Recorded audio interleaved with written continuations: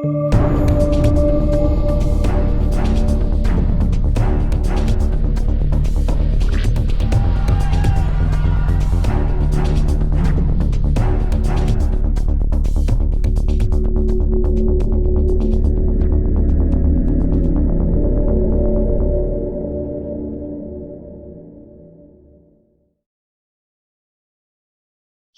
evening and welcome to another exciting episode of Triple Tap Tuesday. It is so good to be here with you all. So welcome, welcome, welcome. Welcome to Ken and Lance. Thank you for also joining with me.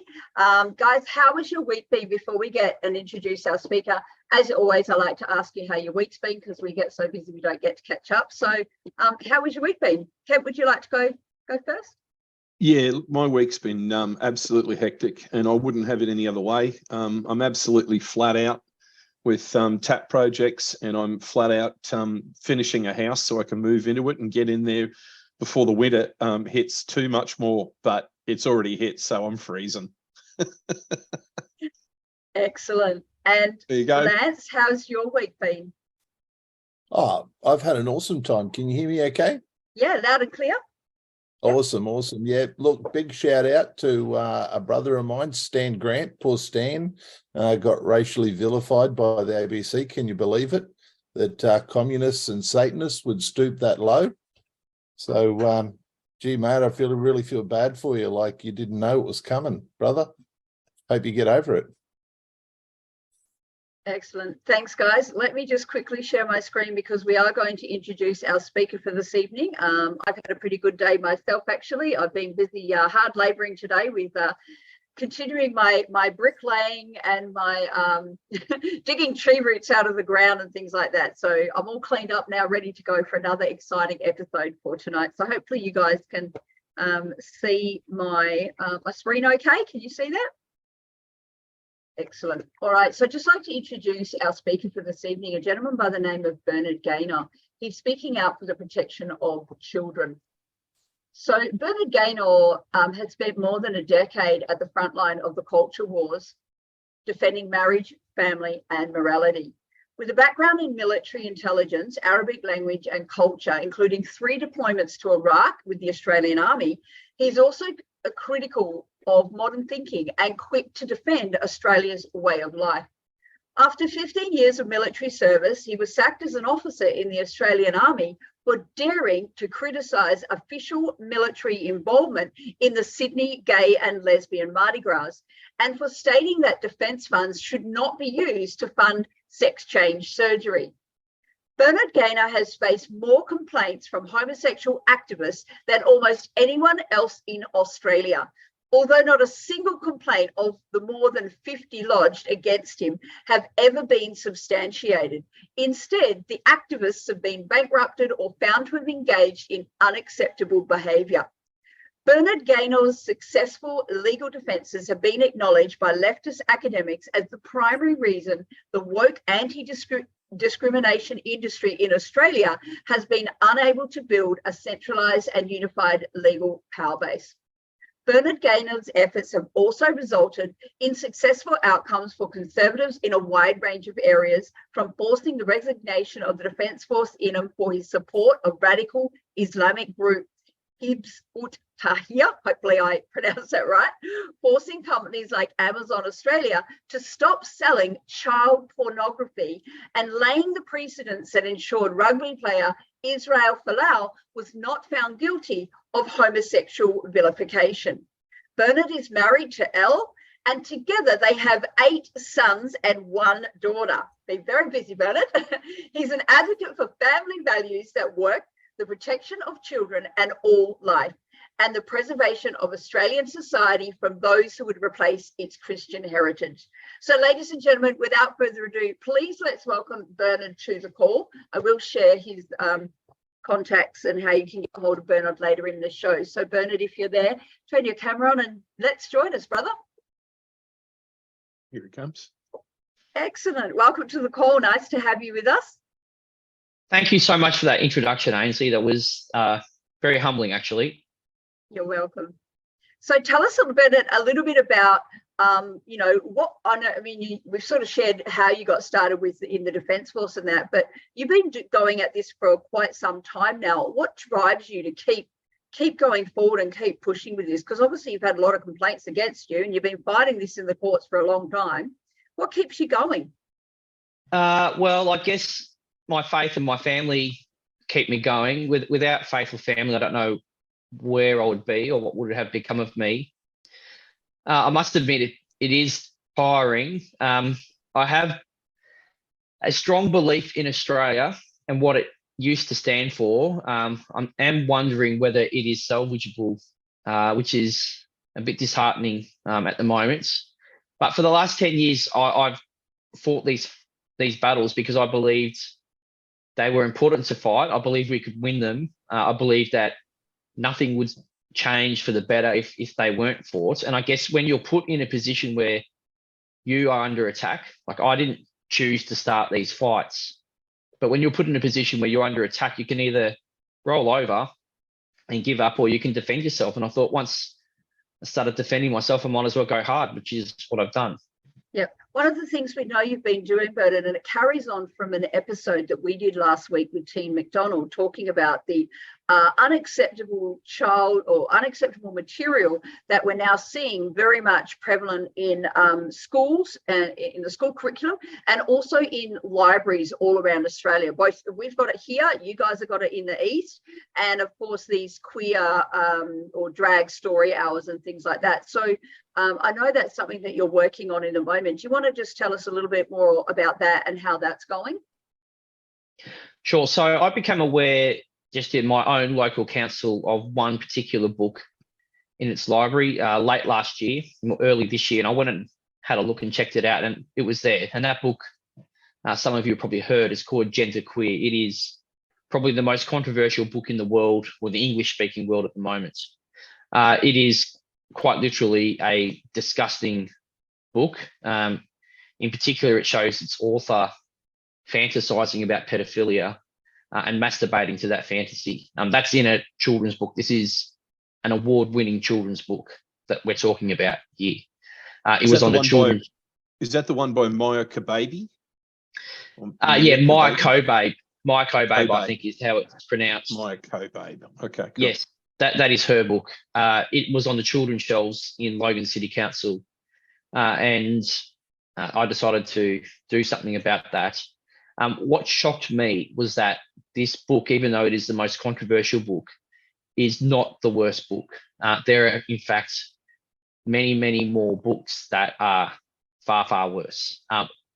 It is not an exaggeration to say that the children's section of the library is filling with pornographic picture books. And in fact, it is not an exaggeration to say that there has been a revolution in the way Australia deals with what previously would be called child pornography or child exploitation material.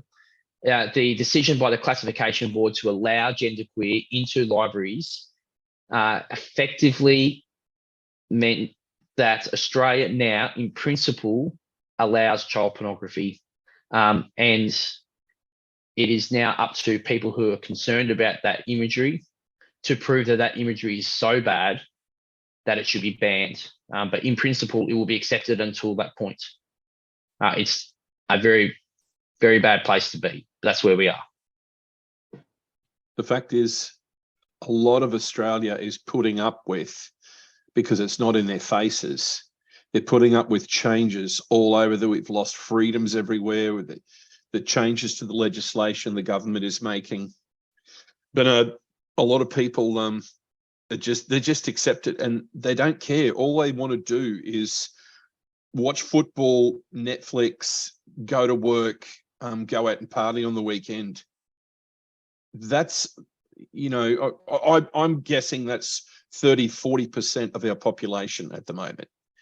The good news is there's a solid, 60 to 70% of the population who absolutely agree with you on this situation, and everyone who I've been talking to in the streets has been really, really supportive of taking the type of action that you just suggested, that as a nation, we need to stand up and tell them no. What sort of support are you finding you're getting from the people who you reach out? And does your organisation have an ability to reach out to and coordinate people who want to help? Look, so I guess over the past 10 years, I've been able to build it's about 20 people receive my emails. So that's a drop in the ocean, really, of all of Australia, but it is a little army. I must admit, I'm not so confident as you with your figures about who supports what. I used to think that there was a silent majority. I'm not so sure about that anymore. Like on the issue, for instance, of should marriage be between a man and a woman, and should every child have a mum and a dad? I think if you ask the majority of Australians, the majority of Australians would say no to that. They would say a child doesn't need a mum and a dad. I think the traditional view is actually held by a smaller and smaller minority of people every day. On the issue of child pornography and whether it should be legal, I don't know what percentage of Australians now believe that it should not be legal. There is certainly a large number of people, especially in the inner cities, who are quite comfortable with the idea of children seeing pornography, of children being in pornography.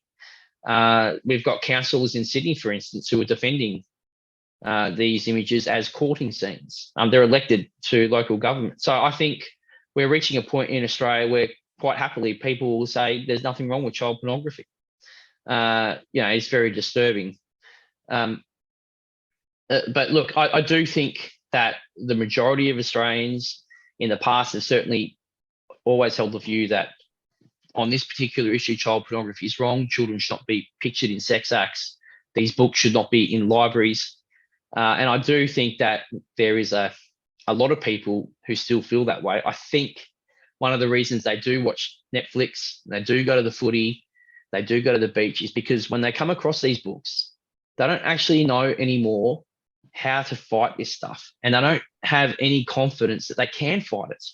And I guess if I didn't think that I could win, I probably would go to the beach. I mean, because if you didn't think you could win, why would you put yourself through the pain and suffering and jeopardize your ability to feed your kids? Yeah. So I think that is a logical outcome of a conservative, to use that word, viewpoint, that it is impossible to win anymore. So that is don't engage. What do you think it's going to take for more and more people to jump on this bandwagon, so to speak, and really fight this and turn it around? Because clearly these books are going to have an impact on the little minds of these little children at that age. Then, what do you think it's going to take? Well, look, I think there's two things that need to happen. One is that information needs to get out there. And so forums like this are very important, but, it only reaches a small number of the 25 million people in Australia. But we need more information to get out there. And it does. This book, Gender Queer, for instance, has been in the library in Logan City Council and in many other libraries in Australia for 3 years. And as far as I'm aware, no one has previously complained about it. So it's been sitting on a shelf for 3 years. Now, whether that's because no one knew it was there or no one knew what to do when they found out it was there, they're two different things. But I think we need to let people know it's there, and we need to teach them how to fight back. And winning is contagious. If we can start to win some of these battles, then I think people will get on board. Yeah. And you can win. I've won for 10 years. It's been very hard work. I've been unable to do it without the support of thousands of Australians who've assisted me on the way. But most people don't know about the fight, I guess, which is one of the effects of this woke world we live in. One of the reasons I started fighting in the first place, I guess, or fighting hard the way I did, was because I felt like I was the last man left. Now, that's not true. There are plenty of good men still out there, but I was so isolated, I guess, from other men. I felt so alone that you kind of make decisions based on that. And they're different decisions than you would make if you're working in a team. But they do isolate people, which makes it hard to fight back. Yeah, I've certainly look in the Australia project. We've certainly experienced that, and we know what you're talking about as far as that's concerned. And it does make it tough. In your opening statements, mate, you talked about how you weren't sure whether Australia was salvageable, and that's definitely going to go along with what you're talking about, with what you've just spoken about. Maybe you could clarify what your thinking is there a little bit. Well, look, it's just like I've tried to be filled with hope, I guess, and I fought with hope because I believe in God, and God's all powerful. So that gives you hope. But sometimes, like the very fact that we're now sitting down and having a discussion about the fact that the government body that is in charge of upholding standards of morality in society, which is the classification board, like that is literally its legal power to uphold the standard of morality in society. That organisation has decided to allow child pornography. In fact, it's revolutionised our approach to child pornography in the last month to put the burden of proof on people like me and you and people watching this show to prove that a image or a book is so bad, so beyond what is normal, that it should be banned. Whereas previously the assumption was that any imagery of that sort would be banned. Now we've got to prove it's worse than normal.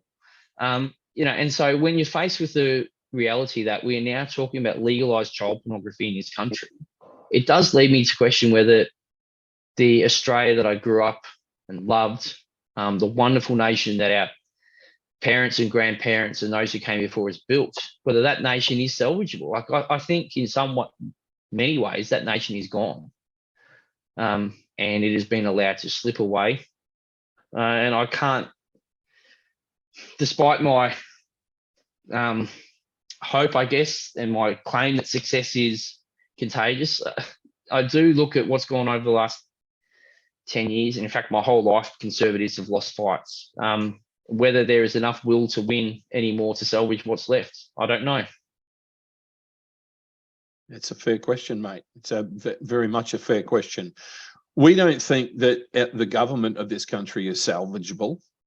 We don't think our political system is salvageable. We believe that it has failed and fails so badly that it's on a self-destructive spiral. As soon as anyone with any moral fibre gets who wants to stand up to a united team of evil, as soon as they want to stand up to them, they are crushed. That's why Pauline Hanson was put in jail when she first started. You'll see she toes the line now. And anyone who gets into politics who genuinely stands up for the truth, they suffer, and they suffer badly. The whole system goes against them. We don't think our political system can be salvaged in any way, shape, or form. But talking about saving the kids, which is what you're on about, it's a fight that we have to win. We cannot afford to lose that. We must win. Well, just on that point, I will say this, Kent. This is a fight that we absolutely can win. So even though I've got my doubts about the future of Australia, I guess, on this particular fight, if we want to win it, we will win it. And I'll tell you how that will happen. First of all, I think the decision made by the classification board to allow a certain level of child pornography, unless it's worse than normal, is legally a decision it cannot make. It is contrary to the legislation. And that's one of the reasons I'm challenging it. Secondly, politically, I still think that in a lot of councils, particularly the outer councils of our capital cities and in the regions, we can run a political campaign that will be successful, and any councillor that comes out in favour of these type of books in their libraries will lose their seats. I think that could be done. That's a harder battle because it is hard organising people, but I think we could do that. But the most important reason I think we can win this fight is because even if we lost politically and even if we lost legally, there is absolutely nothing that can be done to stop people walking into a library, taking a book off the shelf and putting it somewhere else. And in fact, the best advice I got was from a grandmother who's been dealing with these books, I guess, or her life, that's probably been getting worse and worse, was that she said to me, she walks into the bathrooms and she puts these books in the hygiene waste bins in the bathrooms. And the good news is for blokes, in this genderqueer world that we now live in, blokes can walk into those bathrooms and use those bins as well. So, and there's absolutely nothing they can do to stop people doing that. And I think we need to be a little bit backboned about this. And we need to understand that we can do that. We can just walk into the council and take that book that shows a man touching a boy's genitalia, which is what is in genderqueer. We can take that book off the shelf and it will disappear, and council can't do anything to stop it. Well, I wonder what Australia will do. How do we organise this, Bernard? How do we get behind you? How do we push ahead to help you with this? Well, look, so first of all, this is not just me, although I'm, I guess, leading the genderqueer fight, but there are people all over Australia involved in this particular library issue. And I've been talking to lots of them in South Australia, in Perth, here in Brisbane, and obviously up in Mount Tamborine, for instance. There are people all over Australia who are starting to wake up to what's going on. I think what we need to do is to understand the processes. So there is a process to have books removed from libraries, and we need to start following those processes. At the moment, the laws aren't bad. The laws are actually on our side. So there are laws being to have a book like Genderqueer on a children's shelf in the library only happens because import regulations have been breached, classification laws have been breached, state classification laws have been breached, state criminal laws have been breached, state workplace health and safety laws have been breached. There are a lot of laws that have to be broken to put a book that shows a man abusing a child on a children's bookshelf in a public library. And we need to start enforcing the laws. So that's one thing that I've done. If people want to help this in an organised way, then I would encourage them to go to my website and sign up, because once I win a battle, and there's another one coming, which I'm far more confident I'm going to win, then I will be able to start. So, excuse me. My hope is to start organising teams in every local council across Australia to start replicating what I've done. So there are different organisations to go to. I've been to the police, I've been to council, I've been to Office of Fair Trading in Queensland, and I can tell you I've had books removed from libraries. They don't like it, and the library system, and there is a whole woke leftist network active at the moment, and they're not happy about it. They're preparing for this fight because they know it's coming. But you know, one person with an email has been able to get a number of books removed from Logan City Council libraries. You know, and I'm hopeful with Genderqueer, we will uphold the morality of our society, and we will start to have these books removed across the country. And if we can do that, then I think that will have international ramifications as well. Fantastic. I totally agree with you. Sorry, go ahead, Ainsley. Oh no, I was just going to say, guys, we've just put Bernard Gaynor's website address up in the chat. We will share his other ways you can connect with Bernard towards the end of the show. I'm just curious, Lance, we'd love to hear from you. What are your thoughts on this at the moment? You're just mute. There you go. Yeah, look, I've just got a lot of background noise at the moment, so we'll see how it goes. Bernard, I can tell you this with 100% certainty. This is an issue of morality, and it reflects poorly on us as a society.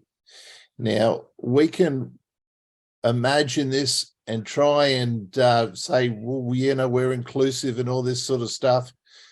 We have the largest gay celebration in the world, and it's promoted as a situation of normality. Now, let me tell you something for sure. While we shouldn't persecute homosexuals, and it's not my job to judge them, homosexuality is not the norm.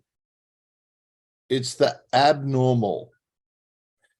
But while we promote it as the normal, then they're going to keep taking more privilege, more privilege, more privilege. And this is how the moral decay sets into a nation. So yes, there's many good gay and lesbian people. I get it. But it didn't stop at gay and lesbian, did it? Right?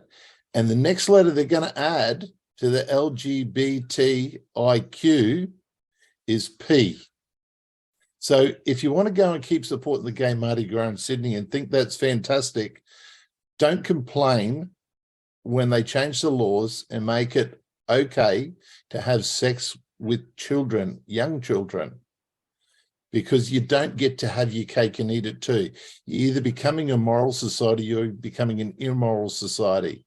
There's no fence to sit on here. Now, I know I'm giving a little bit of a speech, but hell, why not? Let's go for it. I hold no hope for where we're heading as a nation, because we have all these people that only care about themselves, and well, that doesn't really affect me, so I don't want to know about it. And I'd like to take you back to your time in the military. How long ago did they start this process of legitimizing transgender in the military? Well, look, so you're not going to get an argument with me about the morality of homosexuality. I know it's accepted across our society today, but I'll go back to my Catholic faith. I'm a Catholic. Catechism teaches, and for good reason, that it is contrary to the natural law.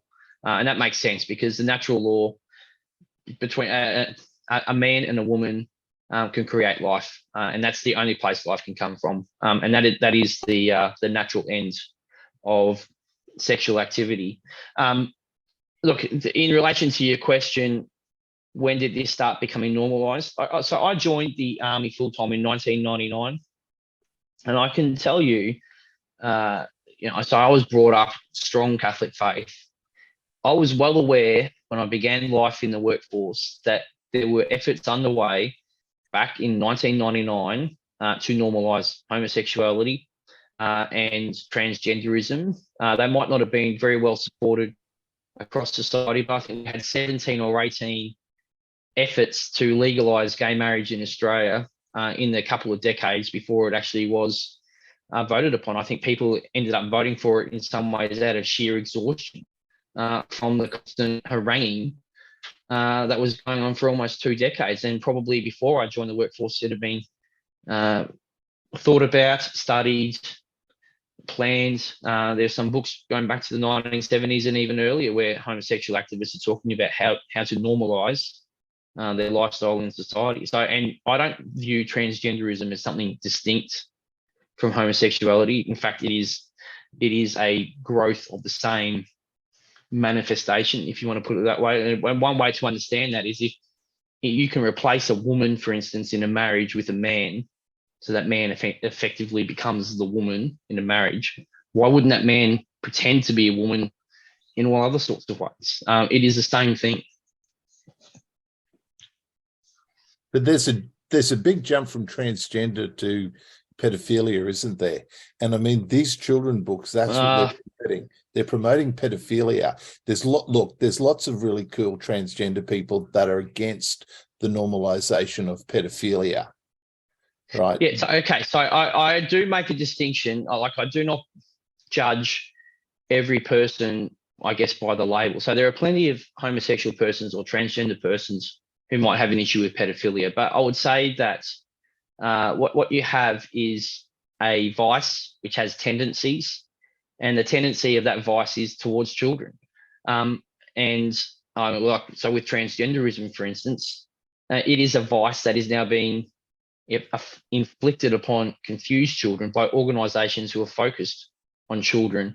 They want to bring drag queens in to read to children, that want to put books on children's bookshelves, that, to use the words of the classification board, these aren't my words, depict a naked man with an erection touching or cupping his hands beneath the young boy's penis. This is not out of character. This is what you would expect from this vice, unfortunately. See, I'm going to say that everything up until the normalization of pedophilia was a stepping stone to soften society up, get them to accept homosexuality. Homosexuality's been around since man's been on the earth. I don't have a problem with that. People, I believe, actually can be born gay, they can be changed to gay through environment. There's all sorts of social influence. the pedophilia is the destination. That's where they want to end up at. And everything else is just, they're just using these people like pawns. So we get to the stage now where they're normalizing pedophilia. We know we're getting pretty close to the end game. That's what I believe. Do you guys believe that the gay community is being used to condition children for pedophilia? No, it's a softening approach.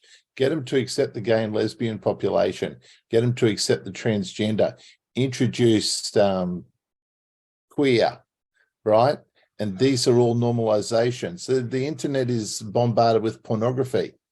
A lot of pornography on the internet says teenage girls. Now, teenage girl at 18, that's legal. 17, illegal. The people who are looking at that, that's the slippery slope they get on. And next thing you know, we got this fetish, that fetish, this fetish, and it's to normalize it. But see, I believe that the pedophilia has always been a normal practice amongst the satanic cults, amongst the evil people on the planet that seek to destroy everything that God's created, everything that's good and holy and sacred. And the most sacred thing ever created was the family unit. And that's what they seek to undermine. Where do we go from here? If we don't all stand up as a nation and we don't all start saying enough is enough, these books are unacceptable with children, and they start bringing and normalizing pedophilia, gays, homosexual, all these things for children, where does it stop? Bestiality? And then they'll be telling that it's okay to do things with animals? And then they'll introduce that as an acceptable norm into society? When are people going to say enough is enough? So, Ainsley, I'll jump in there, because you say, where does it stop? And you raised bestiality. I would like to just to get back to the issue of library books, just so people can understand exactly what we're dealing with. I'd like to share some of these images. These aren't the obviously unredacted images. I have blanked out certain parts of these books, but I'm going to show you an image that was available in Logan City Council Library for children to borrow. Let me just bring it up here. I'll share my screen. Just while you're finding that, Bernard, hopefully you can share. Just let me know if you can't. Did I also see that you may, or someone else may have put up a petition that finishes tomorrow in regard to that genderqueer book in the Logan City Council?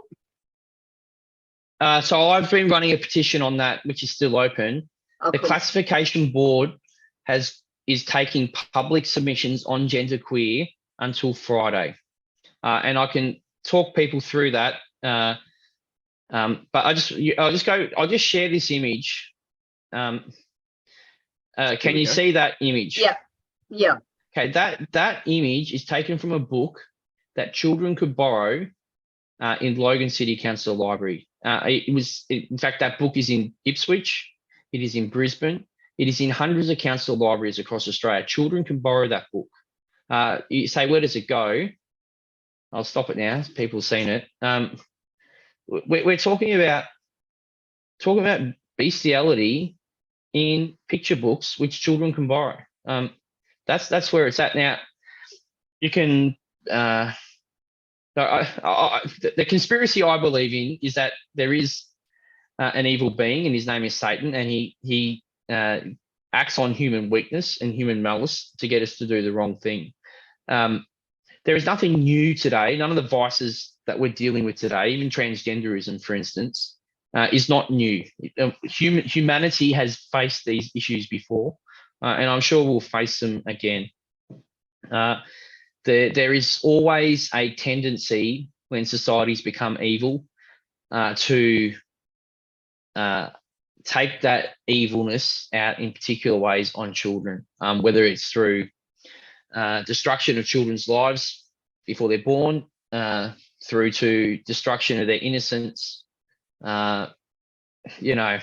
humanity, even child sacrifice. Humanity has done this, and I'm sure we'll do it again. I think the great shock many Australians are going to find, and I can't remember who said it earlier, this reflects poorly on us, and that is true. I think the great shock many Australians will have is that we have always assumed that Australia is a good nation, and it will never succumb to these type of evil practices. And the fact is, I know this is a controversial issue for some people, but about 100,000 children a year are aborted in Australia before they're even born every year. I mean, it's common practice, accepted now. And those children are not aborted because of the life of their mother, as it's claimed to be. That particular, the vast majority of those are just for issues of convenience. I mean, that's where we're at. So anyway, with the books. Can I just ask you, with the books that you're finding in the libraries, are you finding these in the sexuality section or the adult section, or are these actually being put in the children's section where children would normally go to find books? Sure. So that's a very good question. So what you need to understand is that the books I'm dealing with are not non-fiction sex education books. Okay. None of them are in that section. There are some disgusting books in that section, but I'm not dealing with those because I don't think they are the best books to start with first. I just think there's a different legal issue there. So the books that I'm dealing with, you can find, let me explain it to you this way. If you walk into a public library, there are picture book sections, okay? Effectively, they're called graphic novels, which is quite appropriate really in some ways. But when you walk into a library and you see the term graphic novel, what that means is picture book. So think Tintin or Asterix and Obelix from 40, 50 years ago. That is now called a graphic novel. Batman is a graphic novel. If you will find there are 3 graphic novel sections in most libraries. There is the children's graphic novel section, which is really, I guess you could say, aimed at children under the age of 12.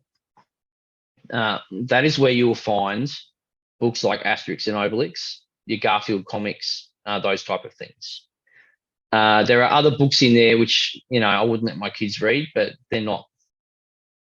I haven't found any particular books in that section that are not yet, but they're headed there. Where you will find them is what they call the young adult graphic novel section.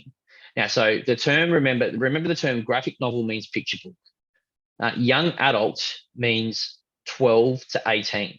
Okay, so that's a very misleading term. Most people, when they hear the term young adult, will think of 18 to 24 or something like that.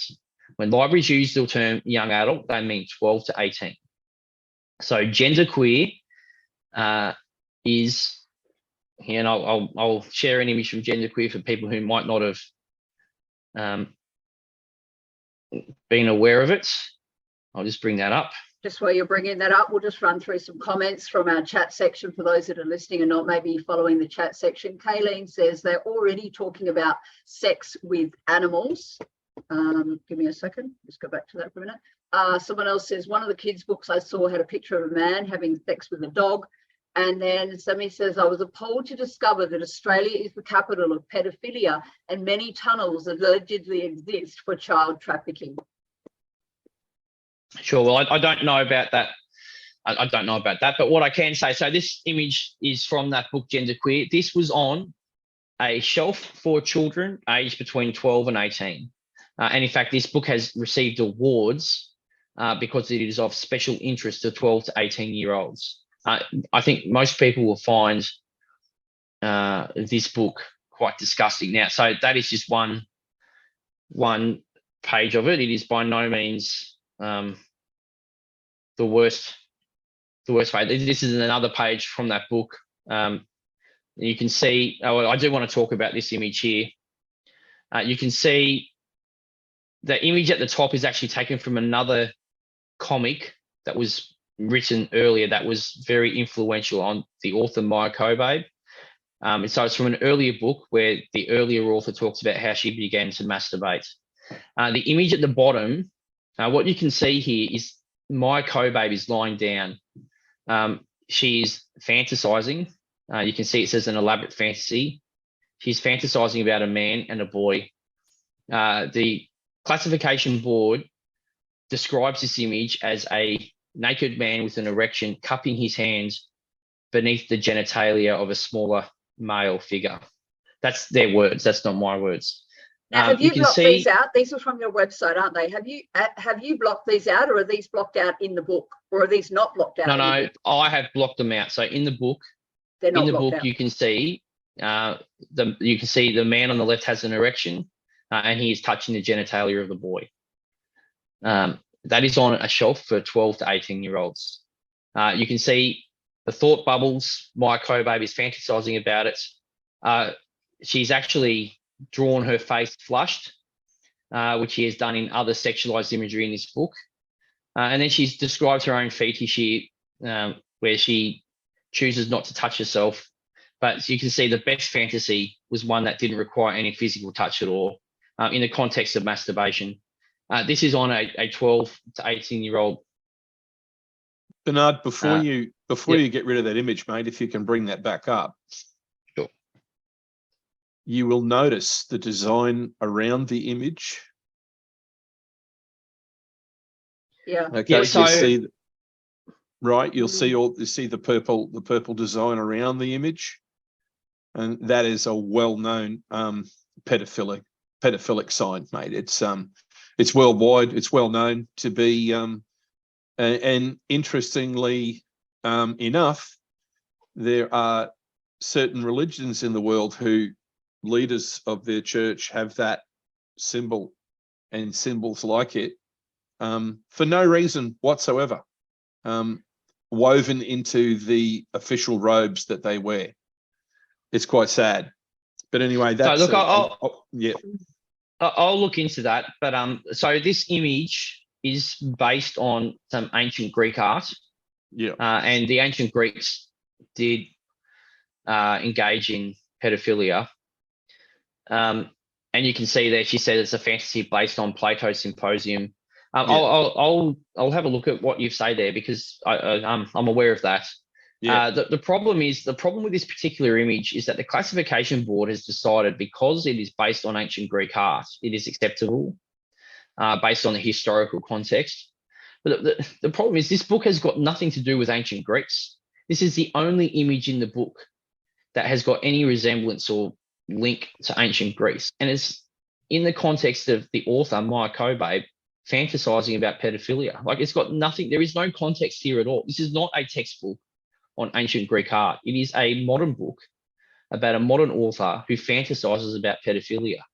And it should not be allowed on bookshelves in public libraries, whether they're children's books or adult books. I don't understand why an adult would desire to read a book about this stuff either.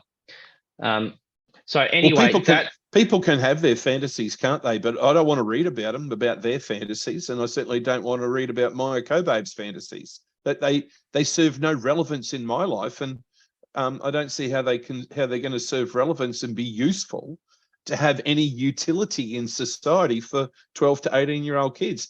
How does that help them? How does that help kids? Well, it doesn't, and this is the problem. If you drew that image, or I drew that image, and I started handing it to children, we should be charged under various Queensland laws in relation to child grooming and child exploitation material. Totally the problem agree. is that because the classification board has now gone down this path where it has decided that an image has to be so bad before it is refused classification now, that those images are now legal. You can legally hand them to children. You can legally produce them and disseminate them. It has opened a massive legal grey area in relation to child pornography now in this country. What does that say about the that people? What does that say about the people that run that board? Well, look, I'm going to be charitable, and I'm going to say that the reason they have done this is because this book is an LGBT book, and people have been so conditioned to be afraid of addressing anything to do with the LGBT world negatively that they just assume that they have to allow it. That's a charitable view. It's not a good view, but I think that there are I'll put it this way. The rainbow flag covers a multitude of sins. under the rainbow flag, you can do whatever you want. And so someone spoke about the Mardi Gras earlier. So I wrote, when Defence started marching the Mardi Gras, I researched every organisation that marched there. And, it's quite disgusting. So the Mardi Gras had a guy lead the parade who wrote an article for a pedophile magazine in the UK in the 1980s. And when he got called out for it, he said it was a mistake. I didn't realise it was a pedophile magazine. He wrote an article about the relationship between adults and children for a pedophile magazine. He's a guy who's called for a lower age of consent. He's a guy who wrote an obituary for one of the most notorious pedophiles in the UK. He stated that sex between adults and children could be beneficial to the child. This is a guy that the Mardi Gras had lead the parade. There was another organisation that showed they had these various, I never knew this stuff, they had these various colour codes that they wear to let people know what type of fetish they have. So for instance, if you would like someone to defecate on you, you wear a certain colour. Okay, this is disgusting stuff. This is what they do. You wear a certain colour and you wear it in a certain place. If you want to do that to somebody else, you wear that same colour in a different place. I don't know what it is. This group had on their webpage, publicly on their webpage, the colours to wear to indicate to other people that you were interested in pedophilia. That was on their webpage. These guys marched in the Mardi Gras with the Defence Force. And all that happened when I wrote about it was they took that stuff off their website. They didn't apologise. They weren't kicked out or anything like that. The Anti-Discrimination Board of New South Wales was meeting with a group that wanted to decriminalise sex in public. When I wrote about that, all they did was take out of their annual reports that they were meeting with this group. They didn't stop meeting with them. They just stopped reporting it. These are things that go on in this world. It's really depraved. Let me just go to some of the questions in the chat or some of the comments here. Well, somebody asked, where can we see these pictures that are not lawful? Like when you were saying that the pictures are now not unlawful. Sorry, I think not the question, lawful. Ainsley, I think the question, Ainsley, was where do we go to read about the fact that that these pictures are now considered? Yeah, now where can we considered see lawful? that these? Yeah, I've got it, Ken. Thanks. Where can we see that these pictures are now lawful? And if it wasn't so disgusting, I'd want to test that theory. And then, well, look. So to answer that question, the answer is no one. You can't go anywhere because no one's written about it. I've written a little bit about it on my website, but what I can do is I'll bring up what the classification board wrote about genderqueer, and then you can understand what's happened. while you're doing that, I think dear old Trumpet Dan's given a little bit of a prompt reminder there, because he says, don't forget about what Justice Gary Nielsen said from the High Court bench. Have you got that available as well? No, but he was not in the High Court. He was in New South Wales Supreme Court. And I'm well aware of that because I got a complaint lodged against me because I happened to write about what he said by a homosexual activist. Okay. Well, Trumpet Dan's reminding us that Gary Nielsen is still a serving magistrate who said that the age of consent should be lowered to 12. Yeah, look, I'm not 100% sure what his exact words were. He certainly stated that incest could be viewed as not a problem, given that society now accepts homosexual relationships. He did say that. Do you guys know then, someone else is asking, is the current age of consent still 18 or has it been lowered to 16? It depends which state you're in. In Queensland, the age of consent is 16 years of age. Okay, so I'll just bring up, so if you don't mind, I'll just bring up my screen share and I'll show you what the classification board wrote. So can you see that text highlighted in blue on my screen? Sure, yeah. Do you want me to read it? The board is of the opinion that this image does not depict a child under 18 years in a way that offends against the standards of morality, decency and propriety generally accepted by reasonable adults to the extent that it should not be classified. Yeah, That's so out of control. So that image, so when they're talking about the image, they're talking about that image I showed you earlier of the man and the boy. So what they do is they say a few things here. So first of all, they say it does not depict a child under 18 years in a way. So that implicit in that is that they do accept it depicts a child under the age of 18. They just say it doesn't depict them in a way that offends against the standards of morality, decency, and propriety generally accepted to the extent. So that means it does offend. So they accept that it's a child under the age of 18. They accept that it does offend. They go on to say that it should not be banned because it doesn't offend to the extent that it should not be classified. Now, so this is when I say this is a revolution. The law actually says that in relation to images of children, if they offend an adult, a reasonable adult, they have to be refused classification. That's what the law says. It doesn't say anything about if they offend a reasonable adult a lot or a great deal or seriously or to the extent they should be banned. It just says if they offend. So what the classification board has done is they've applied a different test than what the law says. They've actually applied the test for drug use, for instance. So if I was to draw a picture of someone taking drugs and put it in a book, the law says that if it offends a reasonable adult to the extent that it should not be classified, then the classification board can refuse classification. So my thing's about to go flat. What that means is that in relation to drug use, I would have to draw it in such a way that it was so offensive that it shouldn't be allowed. But if I just drew it a little bit offensively with drug use, then they could say, oh yeah, no, we're going to allow things that are a little bit offensive. But the parliaments in relation to children has said children are in a different category. Doesn't matter if it's a lot offensive or a little offensive. If it's offensive at all, it can't be allowed. So they've applied the wrong test. But what's really sneaky here is, I guess, if I was upset by a book that depicted drug use, the burden would be on me to prove that it was so bad that it should not be allowed. And what they've done now is the same with child pornography. It's now up to people like us to prove that child pornography is so bad that it should not be allowed. And that's the revolution. But you won't find that written anywhere because it's happened under the radar. It hasn't been reported by anyone in the media.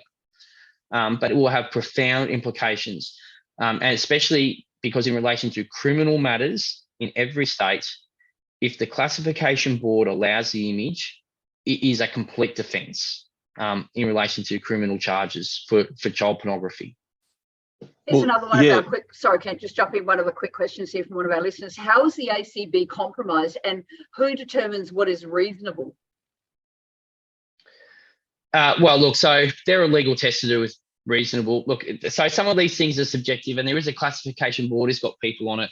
I guess I roll my eyes at any government department because I think they tend to come up with the worst possible decision most of the time. But look, so there is a legal test as to what a reasonable adult is. And I can tell you a reasonable adult would find that a person fantasizing about pedophilia while they masturbate is offensive. That is offensive to any reasonable adult. You have to be unreasonable to say that is not offensive. Yeah, 100%. Look, and the thing is here, we're not trying to shut down discussion about these topics. These topics, because they're prevalent, I mean, we have had High Court judges in Australia say that the only reason that perhaps society is approaching a place right now where pedophilia can be accepted, where the community will accept that a man wants to have sex with a child. I mean, that was reported in the Sydney Morning Herald, 30 years ago, 35 years ago. These types of crimes and offences and this condition that exists in society, albeit in backroom pockets, etc., and now they're trying to push it into the mainstream. We need to have discussion about these things. If we're not educating our children about these things, and if we're not being a positive influence in our children's lives about these things, we fail to prepare them for the type of onslaught that they're going to be hit with later in life, and certainly now much earlier in schools and in libraries.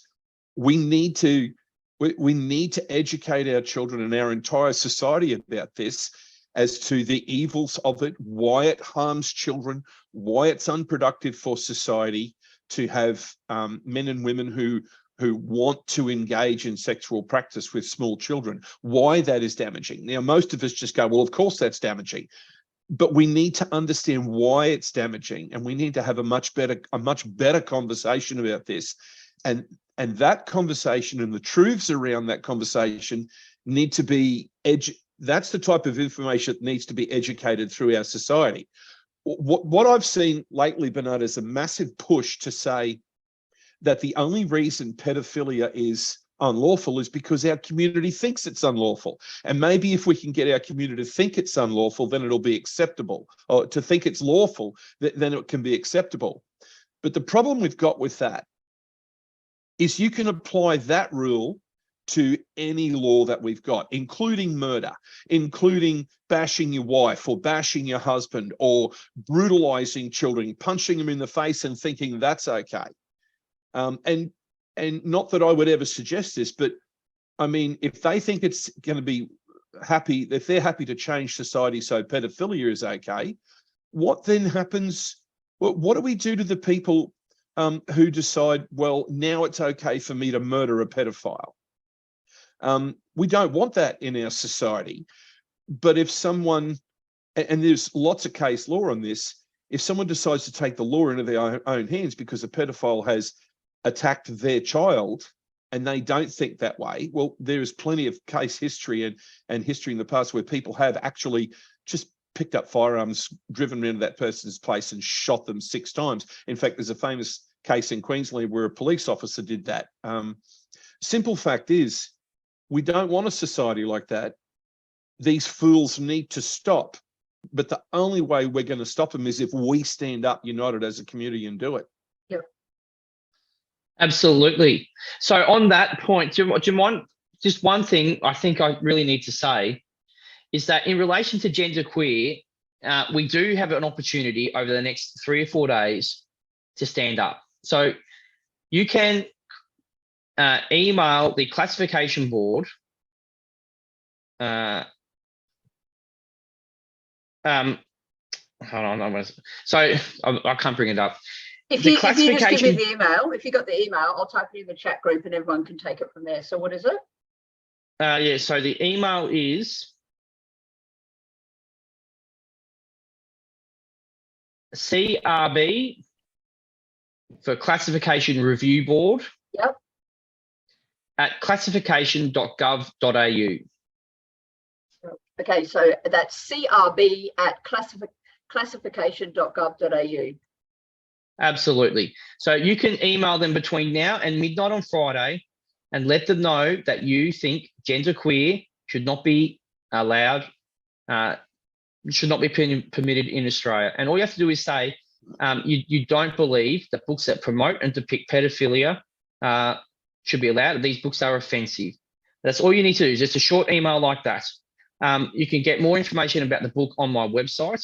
But between now and Friday, every person, I would strongly encourage them to email the Classification Review Board and let them know.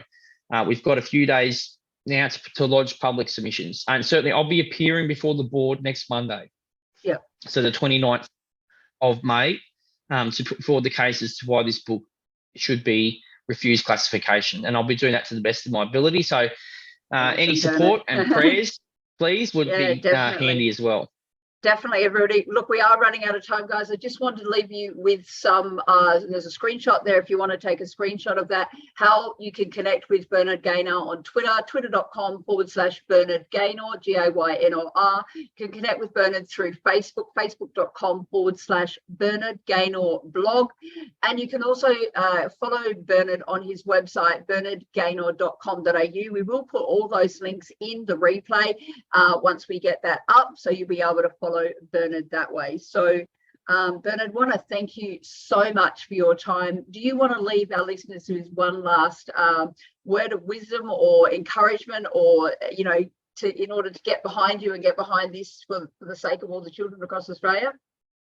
Well, look, I was a bit down, I suppose, earlier. So I've been a bit down lately. Let's have confidence that we can win, because good will win because good is naturally going to be victorious. Evil can't flourish. It's self-destructive. So let's be confident we can win. Yeah, absolutely. And let's have some confidence in that and get on our 2 feet and fight, stand tall and fight hard. And I'm not sure I've answered all the questions. I know there seems to be lots of questions. So perhaps if you email me those questions, I'll be happy to provide a short text answer to them over the next coming days. Yeah, and look, I'm sure, Bernard, we would love to have you on again down the track to see how everything is progressing. So Ken and Lance, you guys got any last words you'd like to share as well? Thanks for coming on. Yeah. And have a good night. Awesome. So, ladies and gentlemen, if you've enjoyed tonight's shows with Bernard Gaynor, we've certainly enjoyed having Bernard on here. There are things that we can do as a nation. We can stand up. My mentor once said to me, over and under, around and through, whatever it takes, we can do. So on that thought, I'm going to leave you. Thank you all for joining us. We'll see you next time on Triple Tap. Bye for now.